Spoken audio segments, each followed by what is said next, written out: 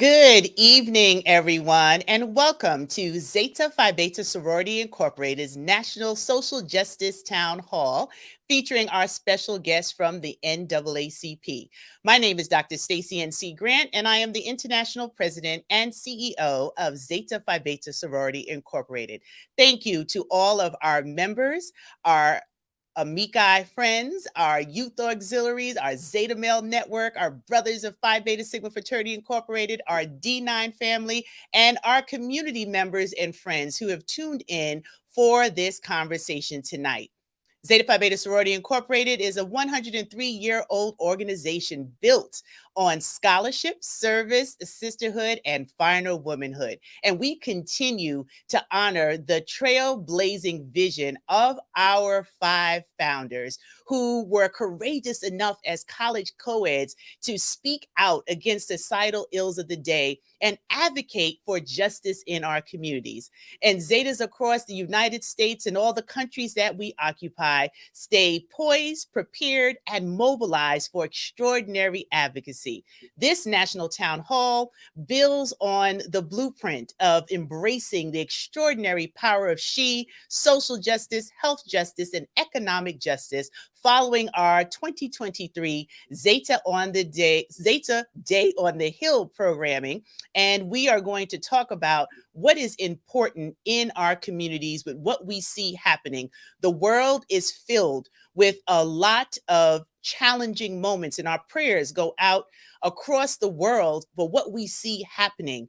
And as we stand at this cornerstone of advocacy for continuing to ensure that everyone has the same access, particularly in this country, to live the American dream, we want to talk about how we follow up the great work that we did. You're going to hear from some of the individuals who have been involved in making sure that we continue to extend the kind of engagement that we've had for these 103 years. But one of the things that's critically important is to think about this election season that we are on the verge of, not just the national election, but looking at the local election. And polling research really gives us some data to be concerned of. And progress is power.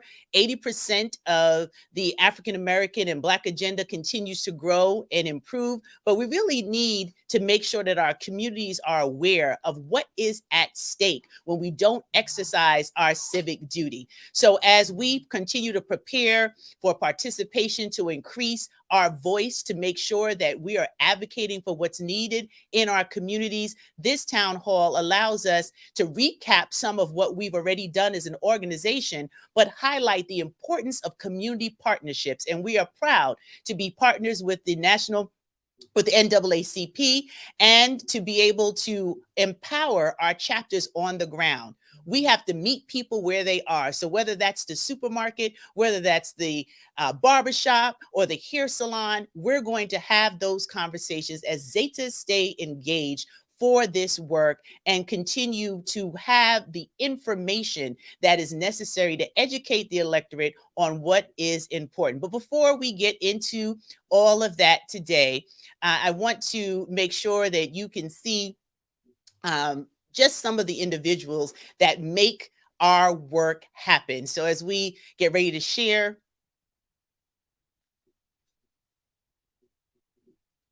not only acknowledging our 5 founders, as I shared before, but the people who are carrying the torch and making sure we make them proud each and every day. I want to acknowledge our international social action team. We have our co-directors, Daughtery Butler Washington, and the Honorable Catherine Gilmore Richardson. We have our regional liaisons, Cheryl Pemberton Graves from the Atlantic region, Kendra Glover from the Eastern region, Charity Martin King from the Great Lakes region, Deetra Duncan from the Midwest region, Virginia Gillespie from the Pacific region, Sharice Hazel from the South Central region, Ebony Love from the Southeastern, and Lloyd Taylor and Valinda Samples from the Southern. And we also have our liaison for not only the NCNW, but our social action consultant, Krista Jones, and Jessica Douglas, who is here as our new international liaison for the NAACP. The extraordinary power of she is Zeta's focus, how we have taken the work that we do as an organization and create spaces, pathways, and results in social justice, health justice, and economic justice for our communities. And we are going to talk about particularly how we can summarize coming out of Zeta Day on the Hill and the Congressional Black Caucus, why this work is necessary and needed. So I want to bring on to join me right now one of our international co-directors, the Honorable Catherine Gilmore Richardson, who is going to join in this conversation and just share a little of the highlight that everyone saw in our opening credits about Zeta Day on the Hill and being a sponsor of the Congressional Black Caucus for 2023. So welcome. Thank you so much, Madam International President and CEO, Dr. Stacie N.C. Grant. Greetings and good evening to our sorors, friends, fraternity brothers of Phi Beta Sigma Fraternity Incorporated, and all of our special guests.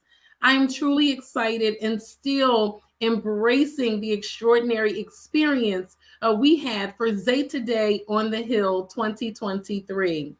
Soar Butler Washington and I and our entire team of regional social action coordinators all came together for what was an historic occasion for Zeta Phi Beta Sorority Incorporated.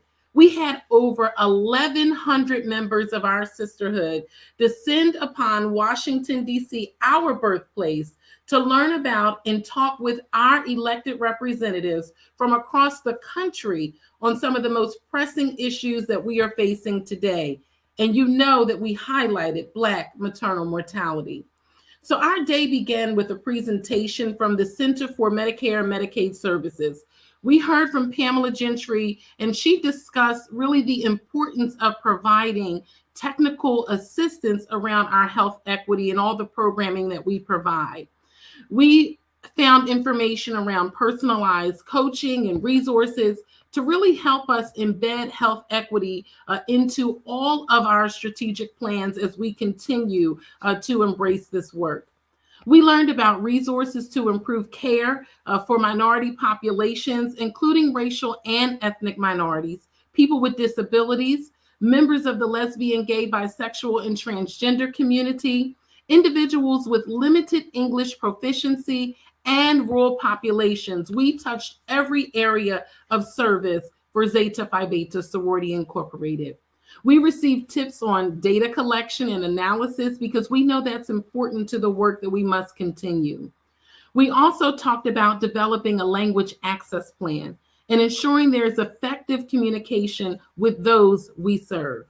So as we prepare to continue to mobilize for 2024, we also had an awesome voter engagement panel where we focused on a number of issues, including our ongoing partnerships with the Urban League, the National Council of Negro Women, and the NAACP.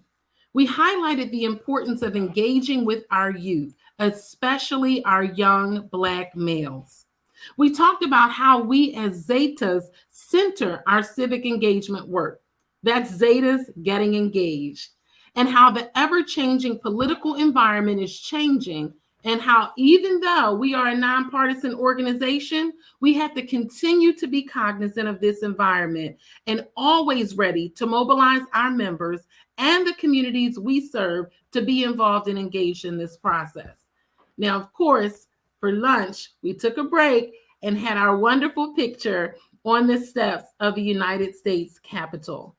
We rounded out our day with an engaged panel around Black maternal health.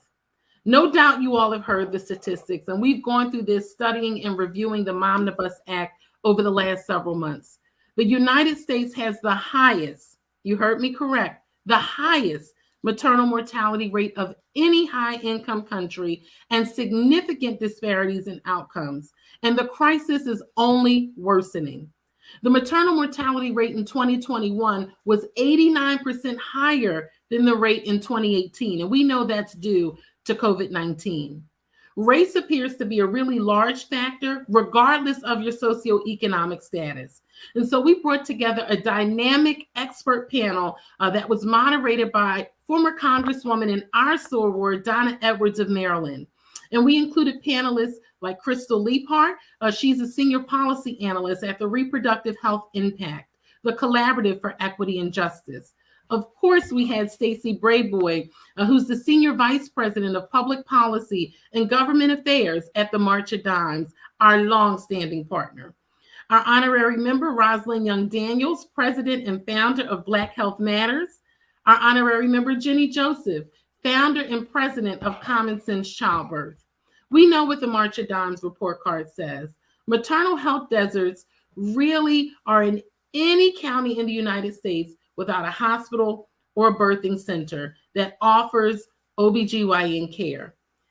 And in total, the report found that 36% of United States counties were designated as maternity care deserts, and many of the areas where we serve. Of course, those maternity care deserts, 61% of them were located in rural counties. We talked about provider bias, how Black women are more likely than white women to experience poor communication during perinatal health encounters, even looking at how we undergo labor induction or how we receive regular cervical examinations during labor and are more likely to undergo a C-section during delivery. We talked about all of those disparities. Of course, we touched upon racism, stress, and trauma as it relates to Black maternal health. And finally, Black Health Matters, a leading communications company that provides inclusive health and wellness information to the African American community. And so from the panel, we had a list of action items for our chapters and for our communities. And I want you to know what they are. We must know the issues. We have to study all of the policy facts, data, reports, know the issues. And we have so much information that's been shared with us from the Momnibus Act to all of our partner organizations. We must integrate the power of she in all of our work. We have to continue to meet with our legislators and form relationships with them. We talked about the importance of making the ask and ensuring that they are involved and engaged in the work that Zeta will continue to do across our communities. We talked about partnerships, and that's what tonight is all about, partnerships, and really ensuring that we are deepening those partnerships and relationships.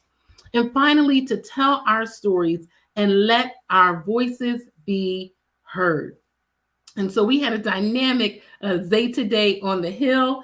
And of course, our presence during the Congressional Black Caucus Foundation annual legislative conference was noticed. Everyone knew the Zetas were on the Hill. So we also attended the annual legislative conference of CBC. And this year's theme was securing our democracy, protecting our freedoms, and uplifting our culture. The conference was extraordinary in and of itself, and it's always a gathering of visionaries, of activists and leaders who are really shaping the future of the African American community and the global Black community. We call it the CBCF ALC for short, but it's widely recognized as the nation's premier policy forum. Now, I like to call it the Black political Super Bowl. And so during that time, there are critical discussions, innovative solutions, and a unified vision for progress and equity that really come to life. This year, the honorary co-chairs for the conference was Delegate Stacey Plaskett and Senator Raphael Warnock. And of course, this year, we tackled some of the most pressing challenges that define our time.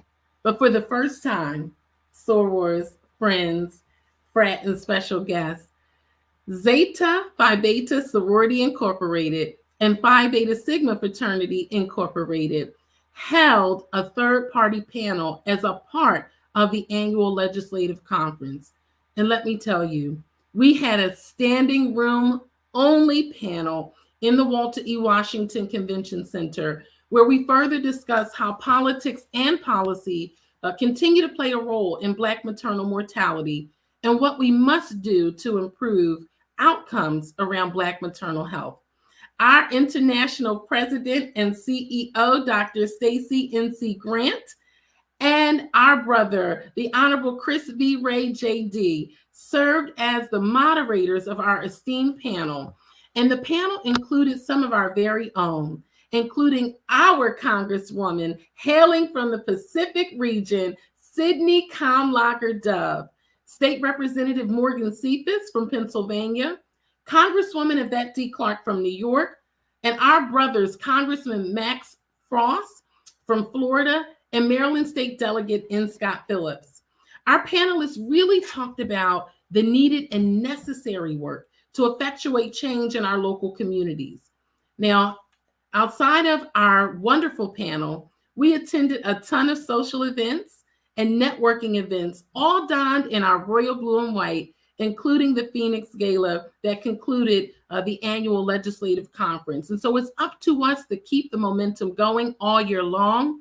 Zeta Day on the Hill is an excellent way to highlight the significance of our work in the broader context of these policy conversations, including our involvement in the Congressional Black Caucus Foundation annual legislative conference. And so we are encouraging each and every one of you to join us at the Congressional Black Caucus annual legislative conference in 2024. Please register and join your sorors of Zeta Phi Beta Sorority Incorporated as we continue to embrace the extraordinary power of she.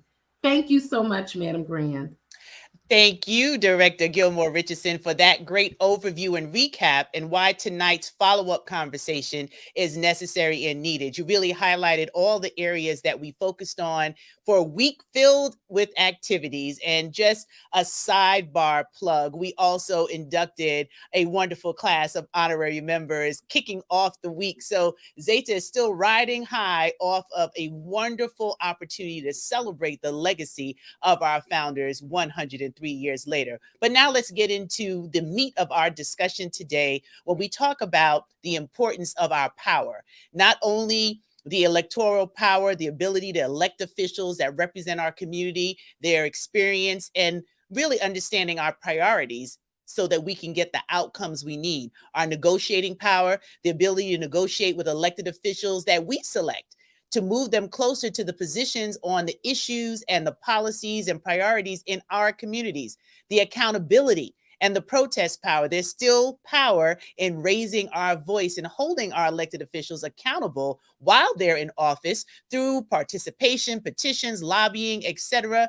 And then punitive power, that collectively we can fire elected officials that don't satisfy our expectations with our vote. So we have the power in our hands, and we have brought our partners of the NAACP here tonight. So they will be joining us now.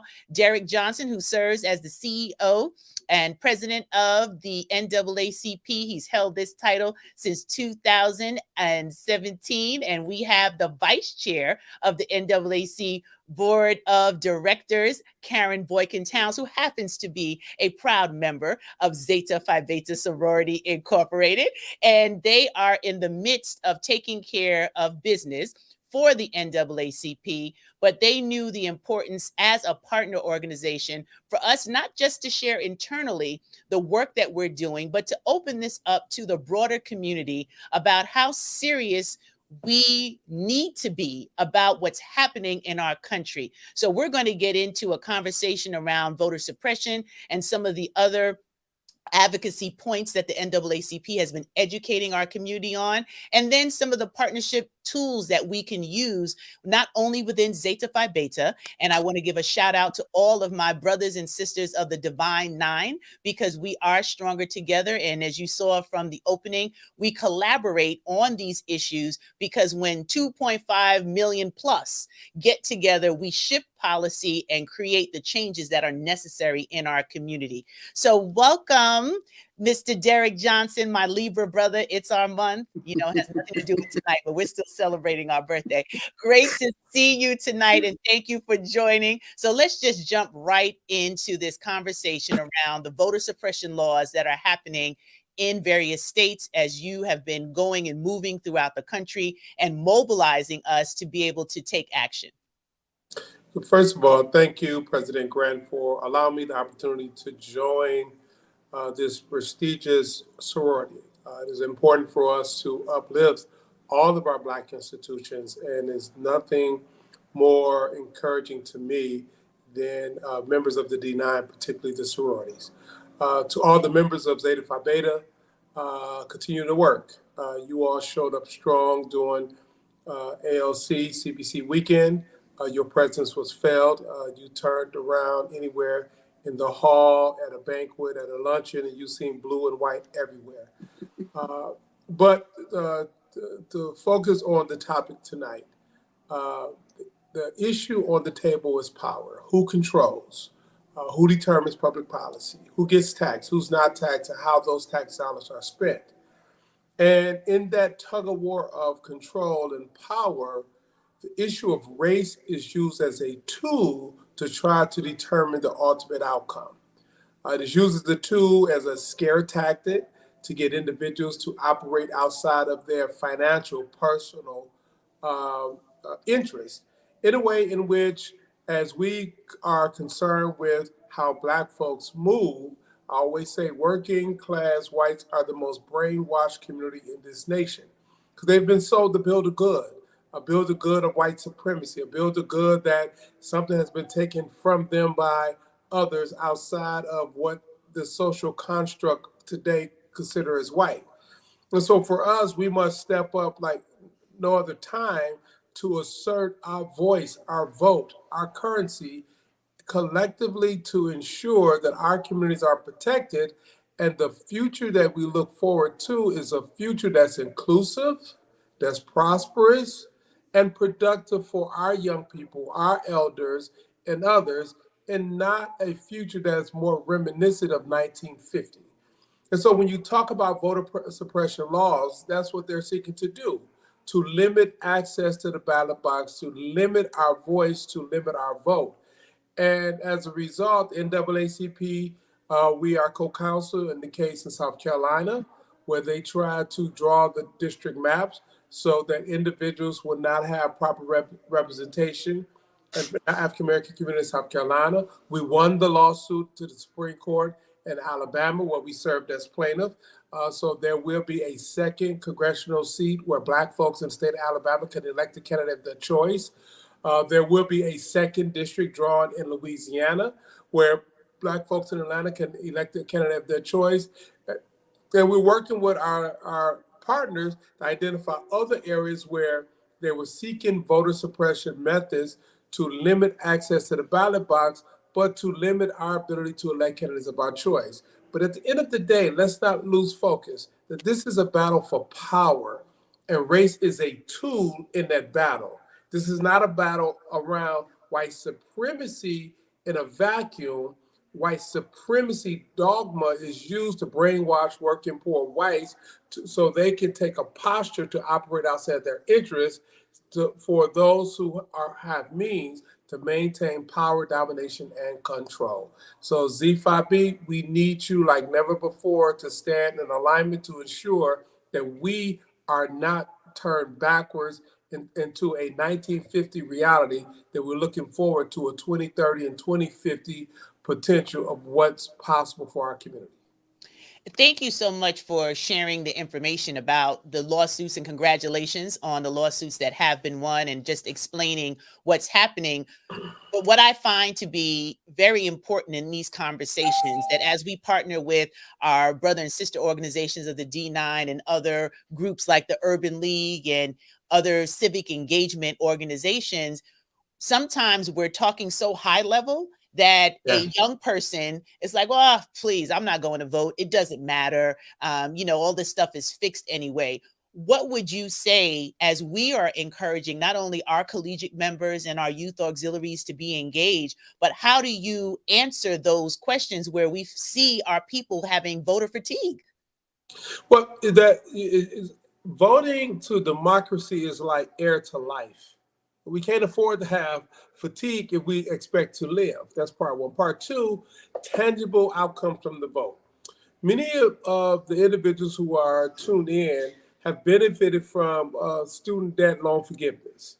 And that has come in two major ways. One, public service loan forgiveness. Some individuals work for school districts, county, city governments, and because of your service over a period of time, your entire debt has been wiped out. Secondly, Because of the power of our vote in 2020, they have also begun to forgive the debt of individuals who've been carrying student loan debt for more than 20 years. And so over the last 9 months, we've seen individuals get notices that their debts have been completely wiped out.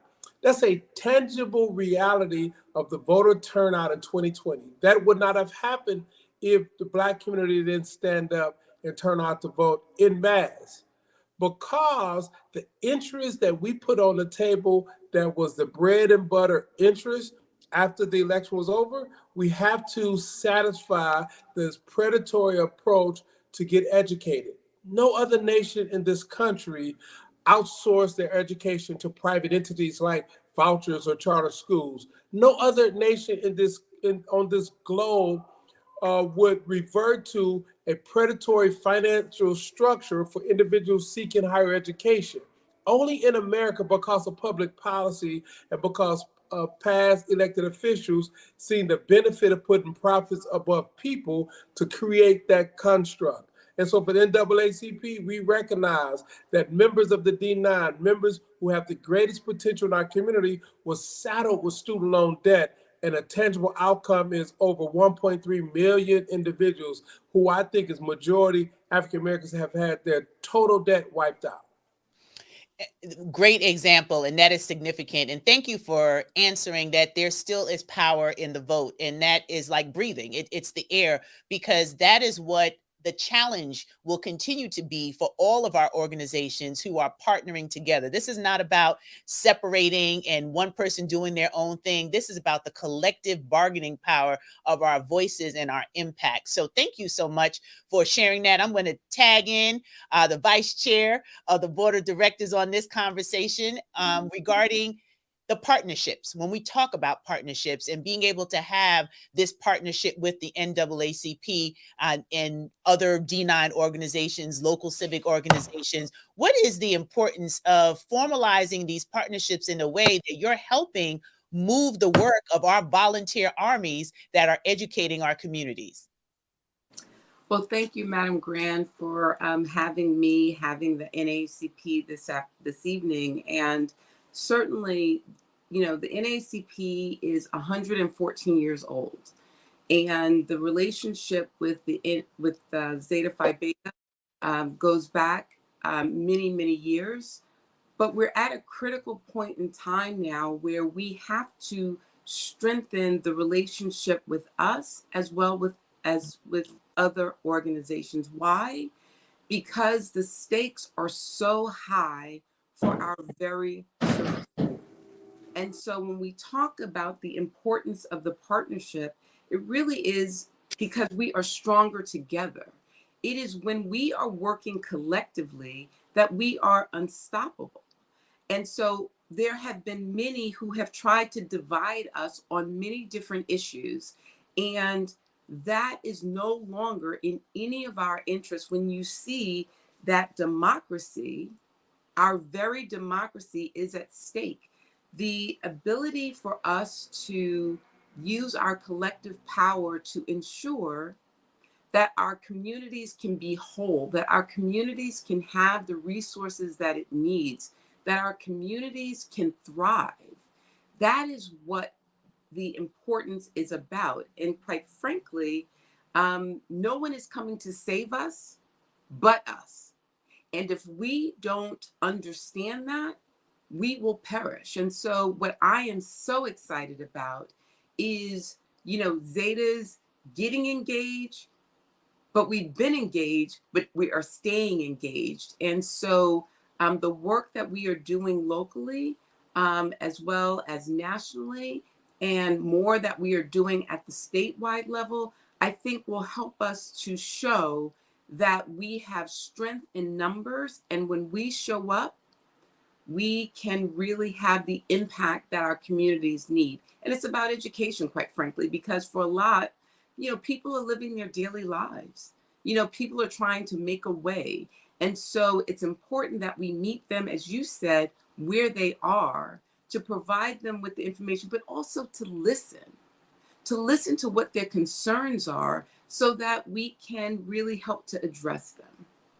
Absolutely. And I like that last part of what you said. Well, like everything that you said, but that last part in particular, when we talk about what the issues are, it's as simple as what kind of traffic lights are in your neighborhood. It is as basic as, is the street paved? It is essential, are there public transportation methods that are available for you to get to one place to the other if you don't have a car? It is the access for food and meals for your children at school. It's what kind of care do our seniors get in our communities? These are the things that are attached to the power of the vote, and not just some of what gets played out in the media, but on the granular level, how we are making sure that the individuals that get elected and paid to serve our communities across this country are being held accountable. So these partnerships are critical to the success. And as we continue to work together collectively as various organizations, I want you to talk about some of the tools that the NAACP is supplying us as organizations, not just Zeta Phi Beta Sorority Incorporated, local NAACP chapters, other D9 organizations, other professional organizations like the Links Incorporated or Jack and Jill of America. Can you speak to a little bit about that? Sure. Oh, I'm sorry. Go ahead, No, Karen. go ahead, Mr. President. Yeah. So one of the things we found important for us to do is partner with a data management team, a data scientist team, to identify where can we be most effective to move the needle across the country in terms of individuals who are infrequent voters. And how do we build a program for frequent voters to communicate with their neighbors to move them to the polls? And with that data analysis, along with a database system, we're providing that information to our partners at no cost. It is an expensive proposition, so much so, if you look at the 50 states, there are only 3 states where African Americans actually control their election data and project and work toward voter turnout. That's a big void in our community in terms of ensuring that we show up. And so with the national office, what we've done is create a national database of voter activity and behavior. I add on to that an analysis to determine where can we do have the most impact, and then provide that information to our partners. So as you as a national organizations drill down through your local chapters, you can better target your efforts. So we're not going to places where everyone is already registered to vote, and everyone is already active voters. We're actually going where the need is.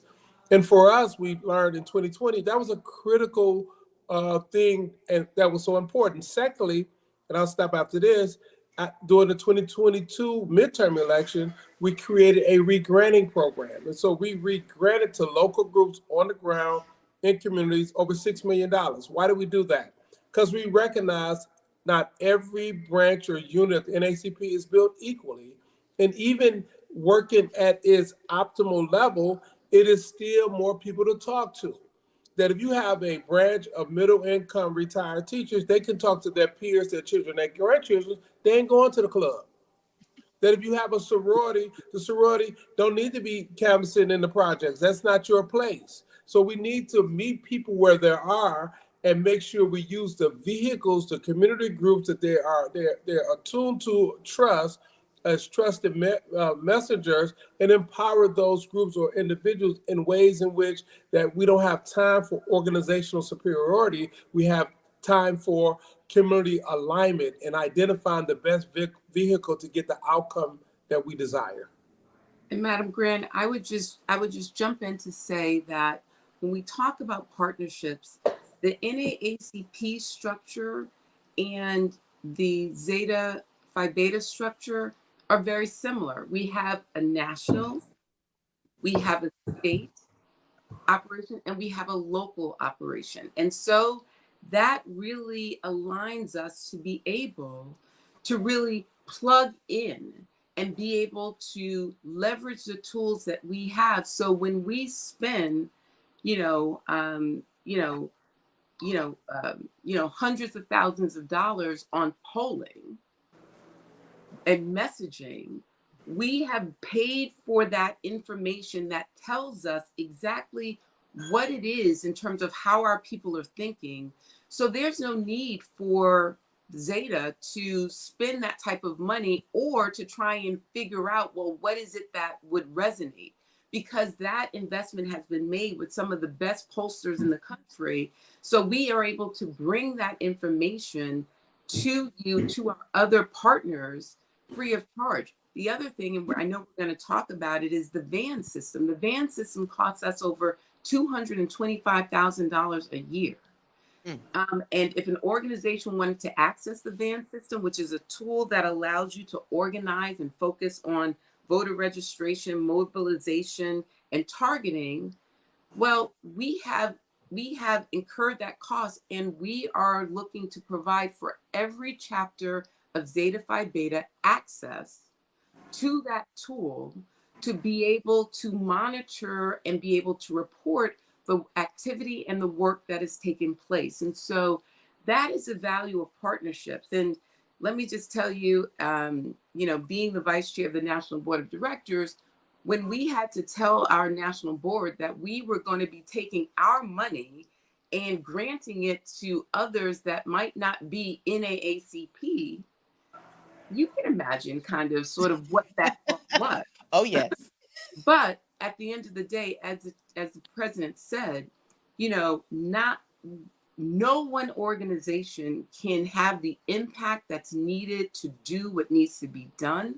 And therefore, whoever is strongest in a particular area, that is the horse we need to ride. And that is the horse that we need to make sure has the resourcing.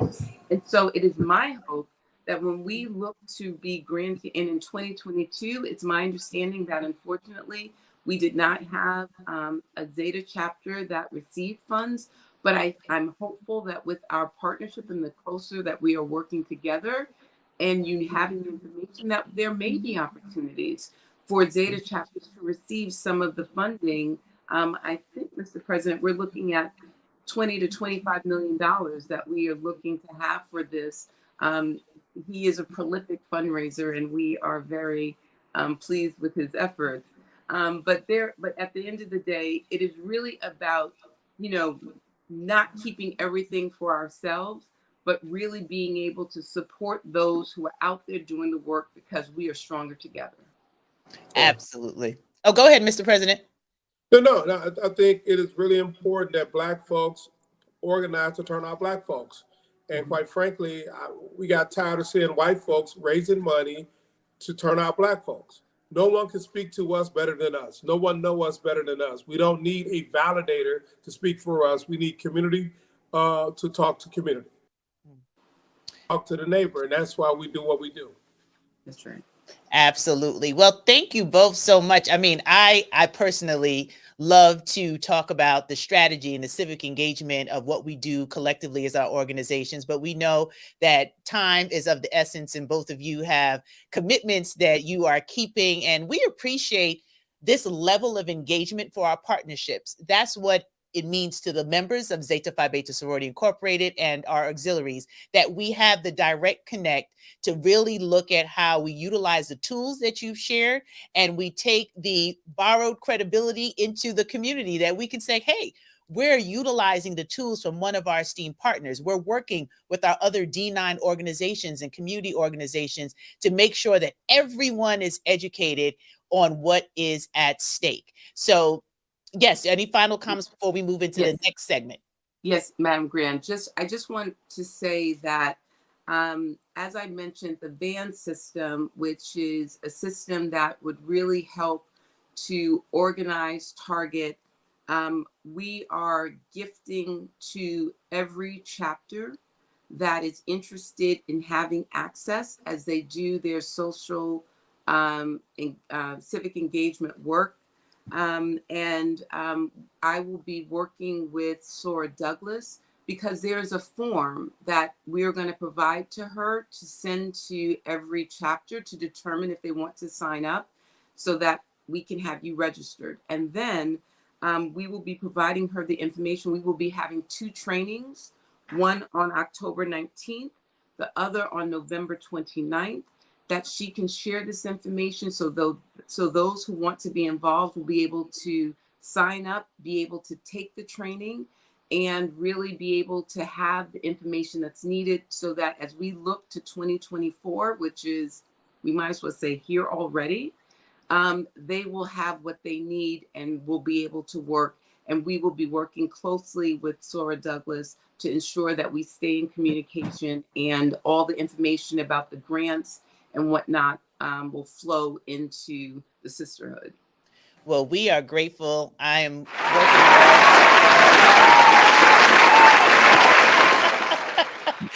So, round of applause to both of you. It's a blessing to be able to have this kind of partnership and that very generous opportunity for our chapters to stay engaged and to stay poised and ready and mobilized for this extraordinary advocacy. That's who we are at the core as the final women of Zeta Phi Beta Sorority Incorporated, and how we continue to honor our 5 founders. So thank you for your time tonight, and wishing you continued success as you gather as a board to strategize on the next level of impact that you will be providing as the NAACP. So, Mr. President, Derrick Johnson, CEO and President, and Vice Chair of Board of Directors, Karen Boykin-Towns, thank you.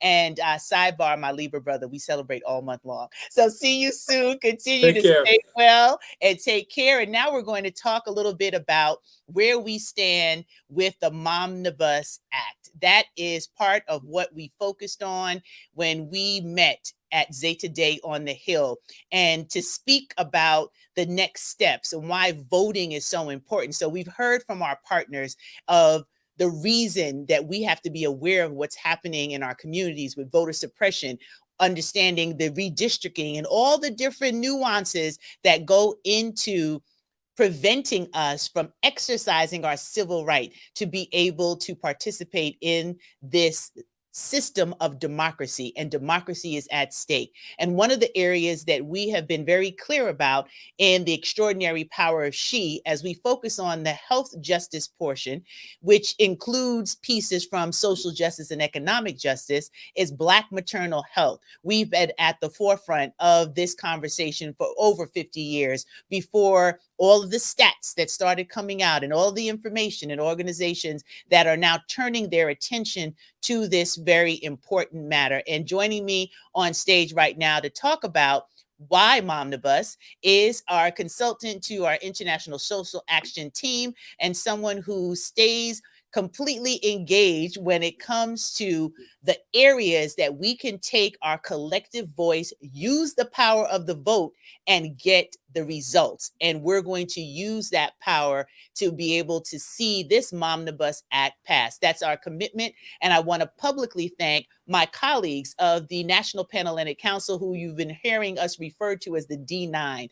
All of the presidents came to join me for a public address at Zeta Day on the Hill as they stand in support of the Momnibus Act and seeing that pass. That was yet another example of not just talking about collaboration, but actually showing it in our actions. So I want to thank my fellow presidents for that. And I'm going to turn it over to Sora Jones so we can start talking about why Momnibus as we start to wind down our conversation this evening. Absolutely. Thank you, Madam President. You know, I want everyone who's listening to this to think just for a moment about what it's going to be like in the year 2050. I want you to imagine that it is the year 2050 and our community has reduced many of our disparities. We've almost reached full equity. We feel like we have our voting rights protected. Black maternal health doesn't have any disparities and we're strong. What would that look like? And how would we have gotten there?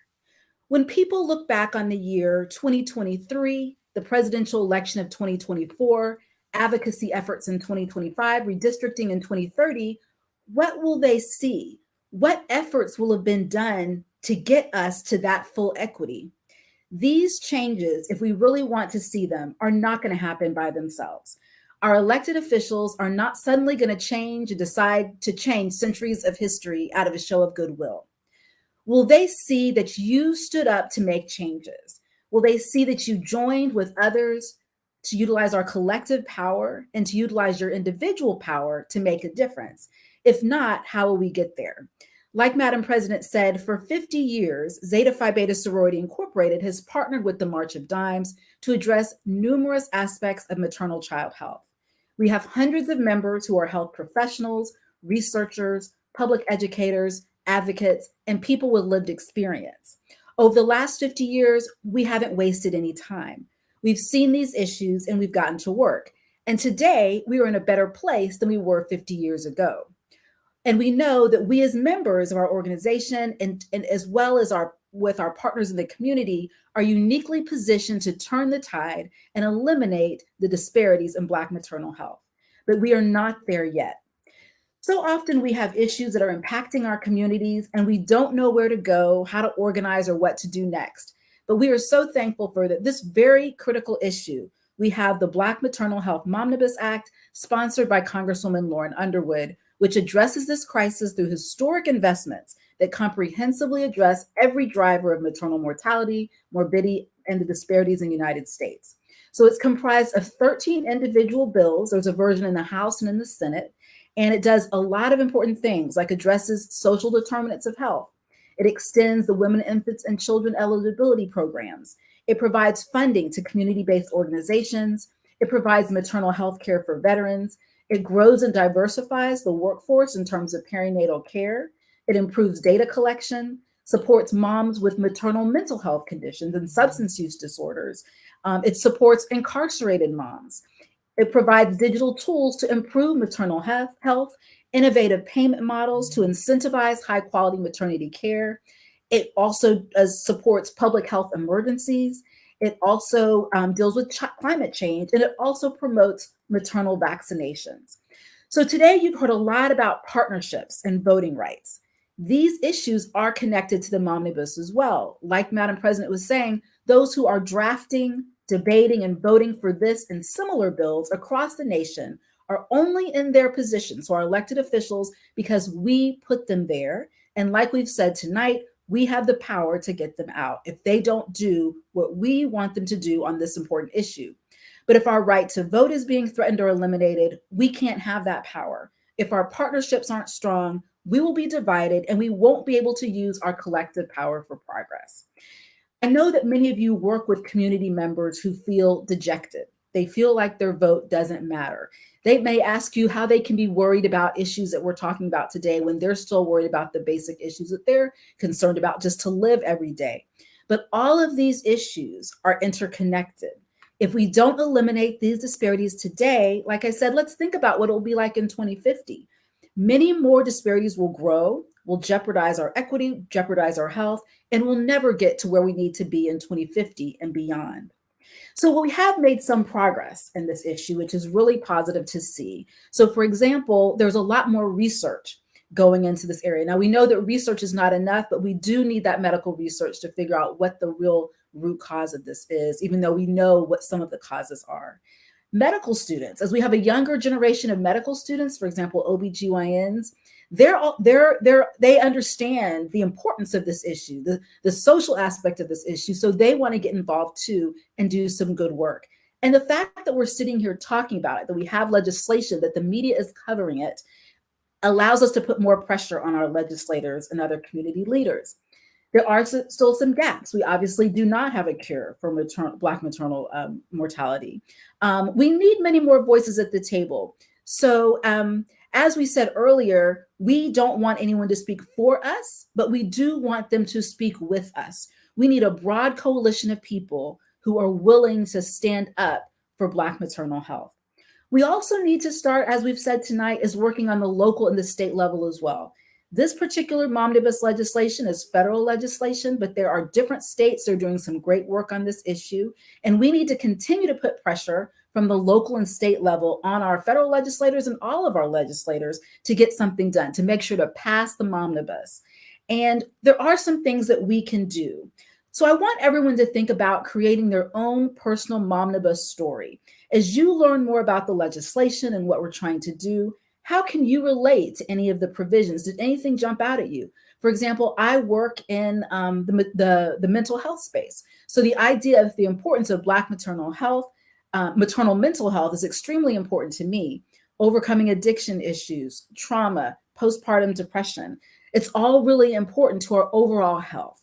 And so that's the type of thing that you could talk to your legislator about. Next, we've talked about communicating with our legislators a bit tonight, but I also want you to think about building a relationship with your legislator. They should be able to go to you as an expert in whatever issue you work on, whatever issue you're passionate about. And they should know who you are just as well as you know who they are. And then lastly, we really need to understand the issue of the momnibus in our communities.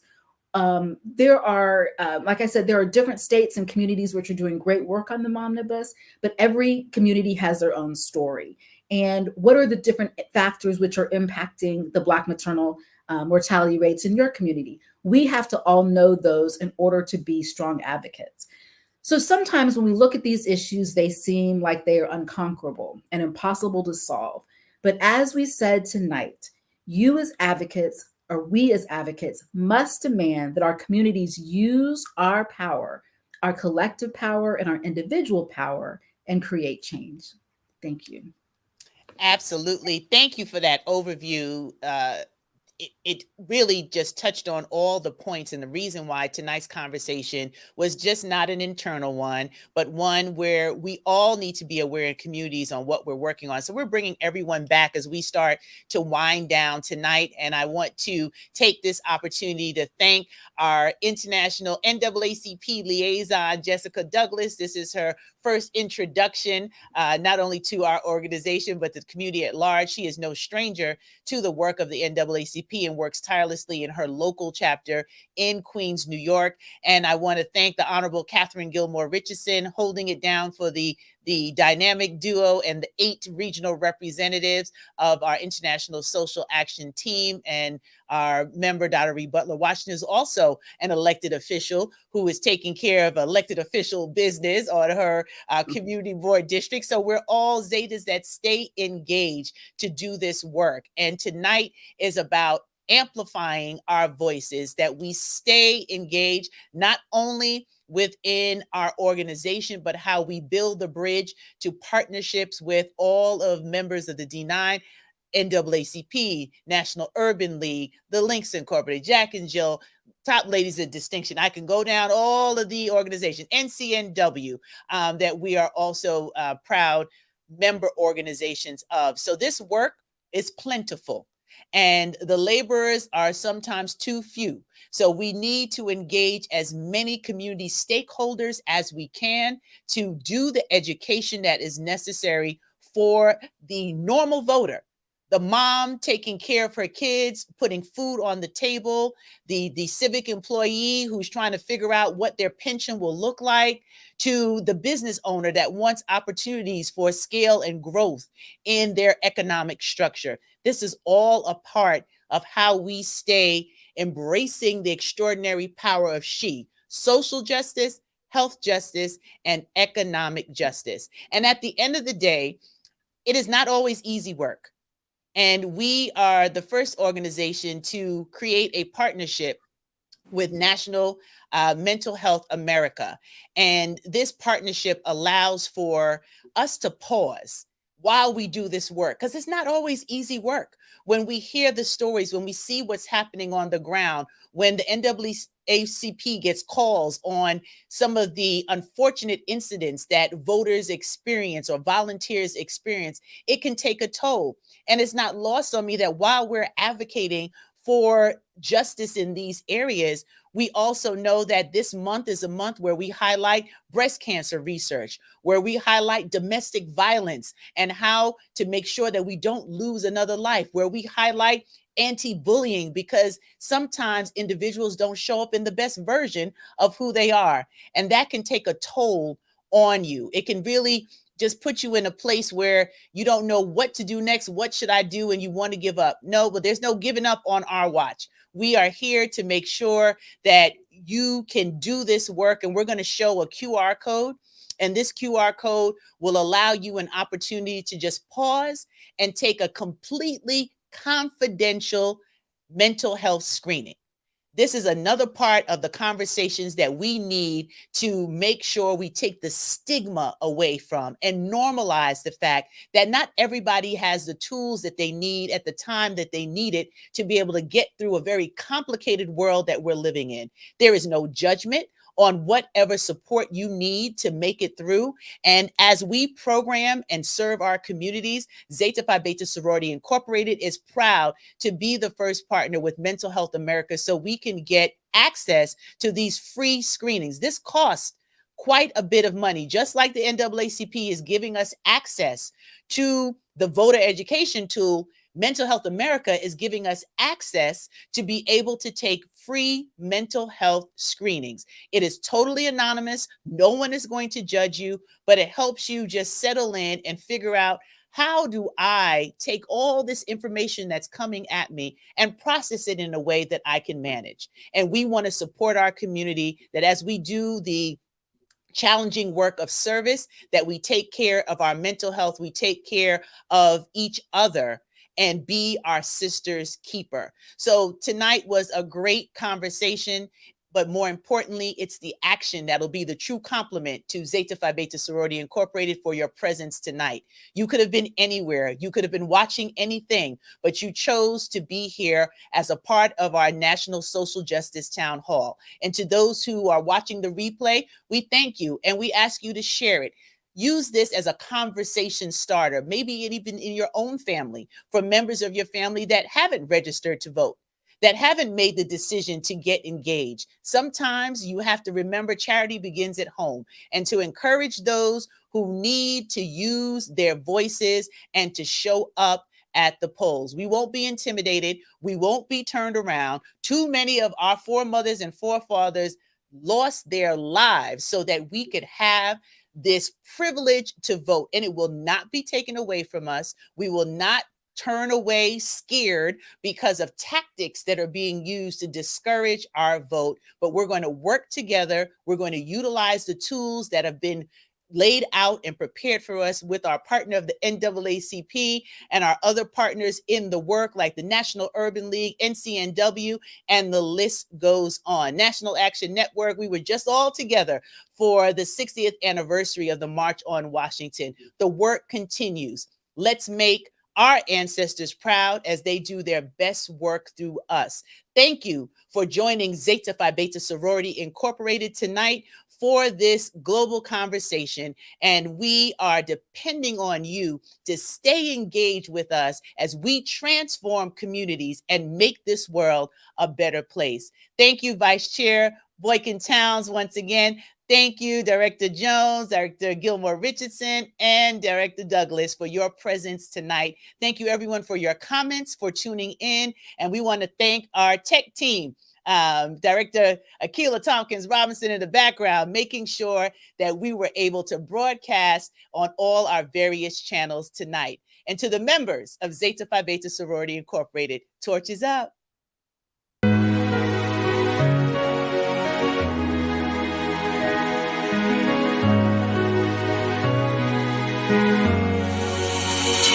I